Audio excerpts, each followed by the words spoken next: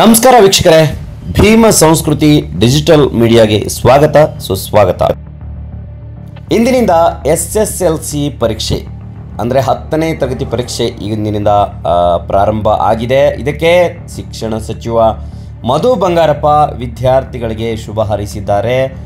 ಏನು ಪುಷ್ಪವನ್ನು ನೀಡುವುದರ ಮೂಲಕ ವಿದ್ಯಾರ್ಥಿಗಳಿಗೆ ಶುಭ ಹಾರೈಸಿದ್ದಾರೆ.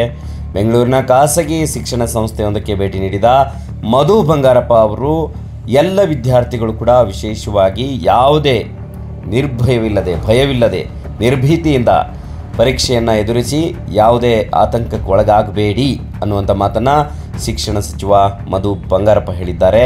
ಇನ್ನು ಪ್ರತಿಯೊಂದು ಕೊಠಡಿಗಳಲ್ಲೂ ಕೂಡ ಕರ್ನಾಟಕದ ವಿವಿಧ ಪರೀಕ್ಷಾ ಕೇಂದ್ರಗಳಲ್ಲಿ ಪ್ರತಿಯೊಂದು ಕೊಠಡಿಗಳಲ್ಲೂ ಕೂಡ ವಿಡಿಯೋ ಕಣ್ಗಾವಲಿರುತ್ತೆ.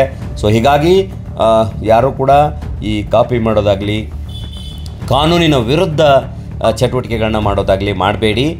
ವಿದ್ಯಾರ್ಥಿಗಳು ನಿರ್ಭೀತಿಯಿಂದ ಪರೀಕ್ಷೆಯನ್ನು ಬರೀಲಿ ಅಂತ ಶುಭ ಹಾರೈಸಿರುವ ಮಧು ಬಂಗಾರಪ್ಪ.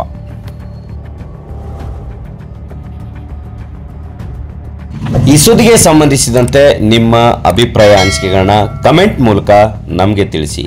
ಹಾಗೆ ಶೇರ್ ಮಾಡಿ, ಸಬ್ಸ್ಕ್ರೈಬ್ ಮಾಡಿ, ಲೈಕ್ ಮಾಡಿ.